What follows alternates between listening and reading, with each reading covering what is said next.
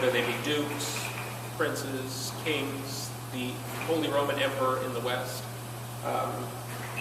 developed the habit of naming, pointing out who's going to be the next bishop of various places.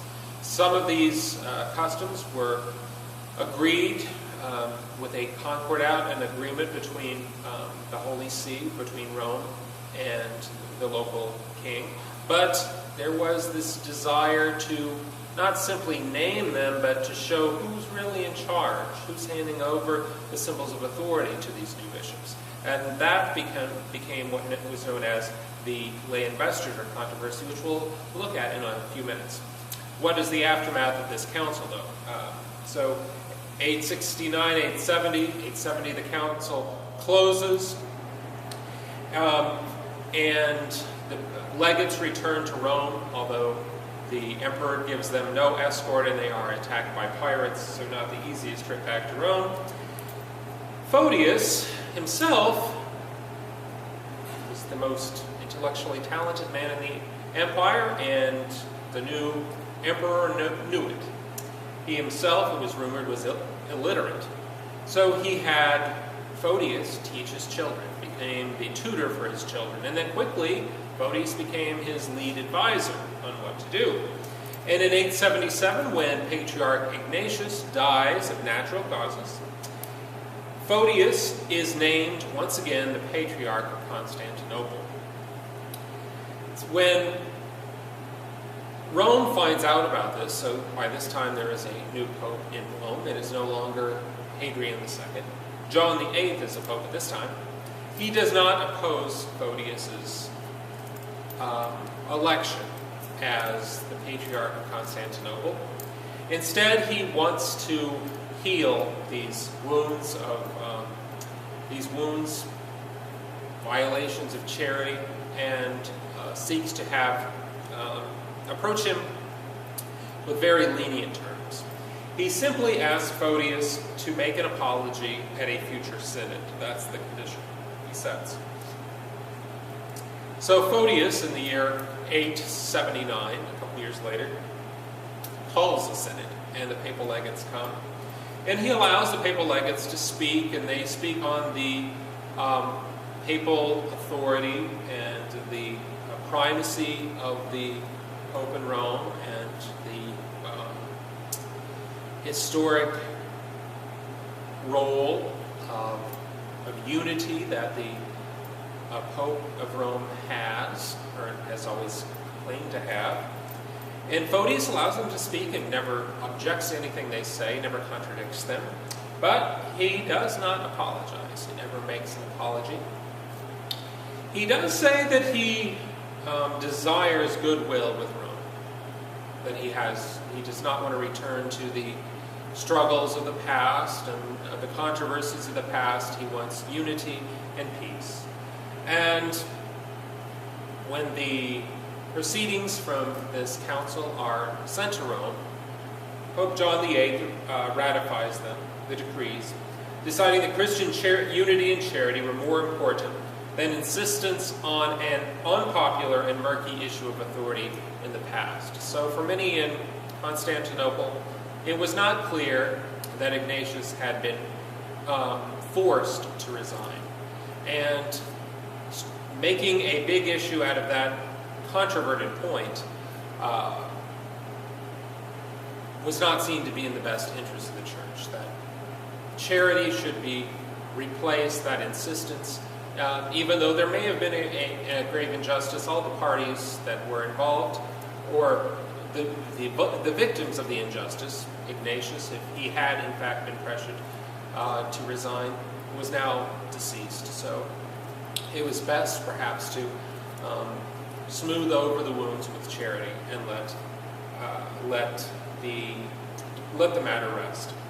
Constantinople IV, that council from 869 to 870, was rejected by the East at the time of the Great Schism in 1054.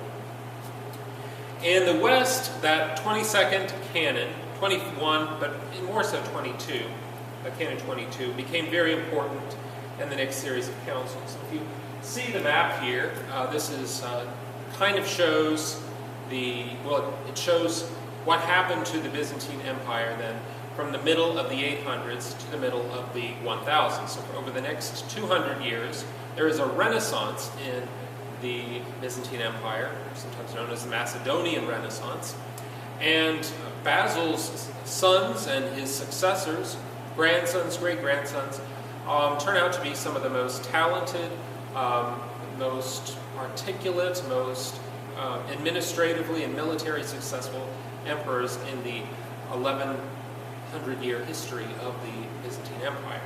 And they push back the borders of the empire, reclaiming parts of the Balkans that had been lost to this invasion during the arrival of the Slavs and the Avars and other pagan tribes that had moved in and over the centuries. And they pushed back the borders of the Arab Muslims who had taken over much of Turkey. They pushed them further back, and by the early 1000s, had even retaken Antioch and were moving down towards Jerusalem. So it looked as everything was going to be quite glorious for the Byzantine Empire during these 200 years, while in the West things took the other course. With Charlemagne, around the year 800, the West was in a state of advancement, of peace, of organization they hadn't seen in centuries. And with Charlemagne's successors, the opposite thing happened. Each succeeding generation was less competent and less successful than their preceding one. And by the year 911, the entire Western Empire of Charlemagne had collapsed. This was in part due to the harassing invasions by the Vikings all over Western Europe. There's even a record of the Vikings sailing down rivers in Russia into Constantinople itself and trying to raid Constantinople. So the Vikings were quite feared during the 900s and were quite successful in those raids. The Magyars, will become the Hungarians, also arrive on the scene at this time and create a fair amount of destruction and mayhem in Central Europe. And Muslim raiders in the Mediterranean also create problems. They overrun Sicily at this point. They take the island of Crete and they'll hold on to it for a couple hundred years. And they will even attack Rome itself at one point. They sack it, right? They don't stay there, but they steal things from them. Local rulers in this new environment in the West, local rulers see their power grow relative to an emperor. So local rulers tend to have much more power. And the papacy falls under the same phenomena, that the local families around Rome, the noble Roman families, or the aristocratic, the ones that tend to have the land and the power, start to view the papacy as a vehicle for expanding that power locally. Because in the 700s, the papal states were instituted, came on the scene. The Pope was not only the not only the spiritual ruler, he also became a temporal ruler of actual land and of civil government in parts of central Italy. And these attracted the attention of the power-hungry, those who were looking for easy wealth, and having one's son or one's nephew as the Pope in Rome would open doors for access to the crops from those fertile lands, or anything that may be the marble quarries, anything that related to that territory. Now, the growth in the